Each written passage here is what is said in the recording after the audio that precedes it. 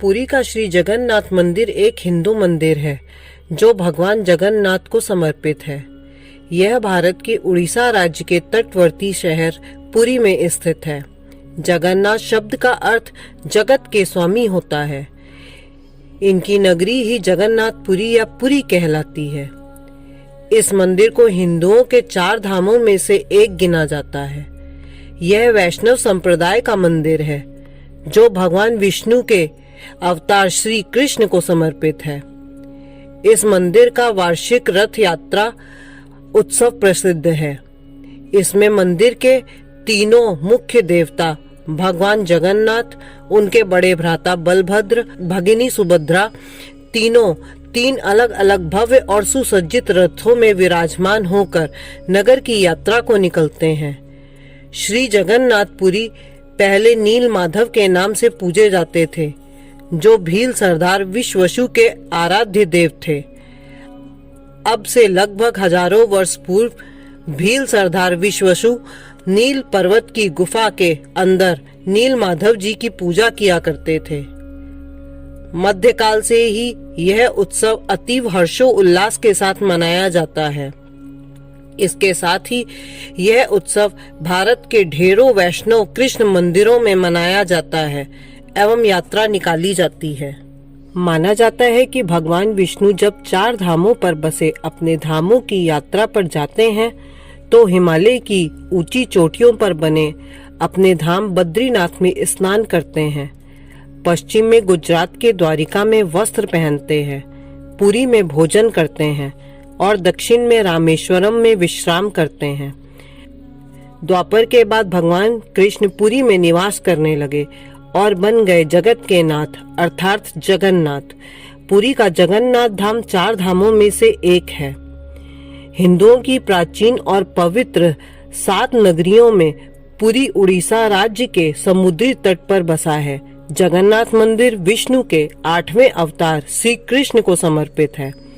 भारत के पूर्व में बंगाल की खाड़ी के पूर्वी छोर पर बसी पवित्र नगरी पुरी उड़ीसा की राजधानी भुवनेश्वर से थोड़ी दूरी पर है।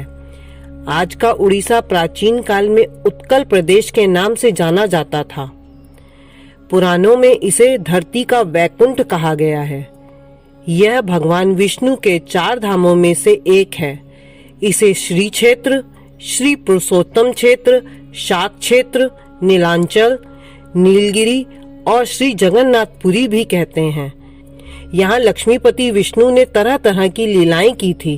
ब्रह्म और स्कंद पुराण के अनुसार यहाँ भगवान विष्णु पुरुषोत्तम नील माधव के रूप में अवतरित हुए और सबर जनजाति के परम पूज्य देवता बन गए। सबर जनजाति के देवता होने के कारण यहाँ भगवान जगन्नाथ का रूप कबीलाई देवताओं की तरह है। पहले कबीले के लोग अपने देवताओं की मूर्ति को काष्ठ से बनाते थे।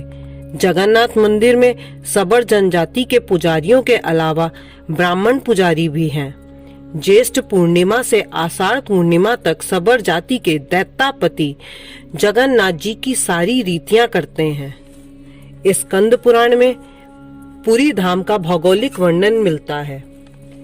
स्कंद पुराण के अनुसार पुरी एक दक्षिणावर्ती शंख की तरह है और यह 5 कोस यानी 16 किलोमीटर क्षेत्र में फैला है।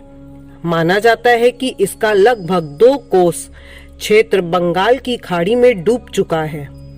इसका उदर है समुद्र की सुनहरी रेत, जिसे महोदही का पवित्र जल धोता रहता है। सिर वाला क्षेत्र पश्चिम दिशा में है, जिसकी रक्षा महादेव करते हैं। शंख के दूसरे घेरे में शिव का दूसरा रूप ब्रह्म कपाल मोचन विराजमान है। माना जाता है कि भगवान ब्रह्मा का एक सिर महादेव की हथेली से चिपक गया था और वह यहीं आकर गिरा था। तभी से यहाँ पर महादेव की ब्रह्म रूप में पूजा करते हैं। शंख के तीसरे व्रत में माँ विमला और नाभि स्थल में भगवान जगन्नाथ रथ सिंहासन पर विराजमान है।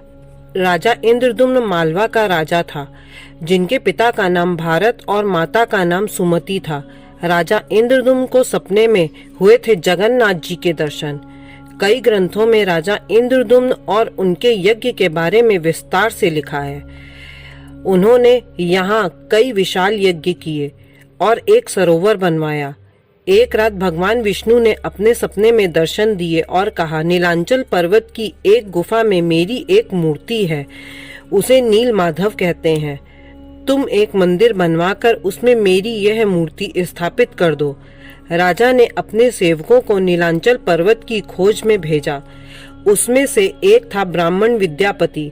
विद्यापति ने सुन रखा था कि सबर कबीले के लोग नील माधव की पूजा करते हैं और उन्होंने अपने देवता की इस मूर्ति को नीलांचल पर्वत की गुफा में छुपा रखा है। वह यह भी जानता था कि सबर कबीले का मुखिया विश्ववसु नील माधव का उपासक है और उसी ने मूर्ति को गुफा में छुपा रखा है। चतुर विद्यापति ने मुखिया की बेटी से विवाह कर लिया। आखिर में वह अपनी पत्नी के जरिए नील माधव की गुफा तक पहुंचने में सफल हो गया। उसने मूर्ति चुरा ली और राजा को लाकर दे दी। विश्ववसु अपने आराध्य देव की मूर्ति चोरी होने से बहुत दुखी था। अपने भक्त के दुख से भगवान भी दुखी हो गए। भगवान गुफा में लौट गए, लेकिन साथ ही राजा इंद्रद्युम्न से वादा किया कि वो एक दिन उनके पास जरूर लौटेंगे, बशर्ते कि वो एक दिन उनके लिए विशाल मंदिर बनवा दे। राजा ने मंदिर बनवा दिया और भगवान विष्णु से मंदिर में विराजमान होने के लिए कहा। भगवान ने कहा कि तुम मेरी मूर्ति बनाने के लिए समुद्र में तैर रहा पेड़ का बड़ा लकड़ा उठाकर लाओ, जो द्वारिका से समुद्र में तैरकर पुरी आ रहा है। राजा के सेवकों ने उस पेड़ के टुकड़े को तो ढूंढ लिया, लेकिन सब लोग मिलकर भी उस पेड़ को नहीं उठा पाए। तब राजा को समझ आ गया कि नील माधव के अनन्य भक्त सबर कबीले के मुखिया विश्ववसु की ही सहायता लेनी पड़ेगी। सब उस वक्त हैरान रह गए जब विश्ववसु भारी भरकम लकड़ी को उठाकर मंदिर तक ले आए। अब बारी थी लकड़ी से भगवान की मूर्ति गढ़ने की। राजा के कारीगरों ने लाख कोशिश कर ली, लेकिन कोई भी लकड़ी में एक छेनी तक भी नहीं लगा सका। तब तीनों लोक के कुशल कारीगर भगवान विश्वकर्मा एक बूढ़े व्यक्ति का रूप धर कर आए।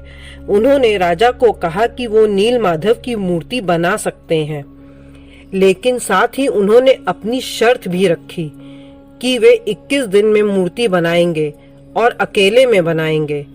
कोई उनको बनाते हुए नहीं देख सकता। उनकी शर्त मान ली गई। लोगों को आरी, छेनी, हथौड़ी की आवाजें आती रही। राजा इंद्रद्युम्न की रानी गुड़ीचा अपने को रोक नहीं पाई। वह दरवाजे के पास गई तो उसे कोई आवाज सुनाई नहीं दी। वह घबरा गई। उसे लगा बूढ़ा कारीगर मर गया है। उसने राजा को इसकी सूचना दी। अंदर से कोई आवाज सुनाई नहीं दी तो राजा को भी ऐसा ही लगा। सभी शर्तों और चेतावनियों को दरकिनार करते हुए राजा ने कमरे का दरवाजा खोलने का आदेश दिया। जैसे ही कमरा खोला गया तो बूढ़ा व्यक्ति गायब था और उसमें 3 अधूरी मूर्तियां मिली। भगवान नील माधव और उनके बड़े भाई के छोटे छोटे हाथ बने थे, लेकिन उनकी टांगे नहीं थी, जबकि सुभद्रा के हाथ पांव बनाए ही नहीं गए थे। राजा ने इसे भगवान की इच्छा मानकर इन्हीं अधूरी मूर्तियों को स्थापित कर दिया। तब से लेकर आज तक तीनों भाई बहन इसी रूप में विद्यमान हैं। हमारे द्वारा दी गई जानकारी आपको पसंद आई हो तो हमारे चैनल को लाइक, शेयर एंड सब्सक्राइब करना ना भूलें। धन्यवाद।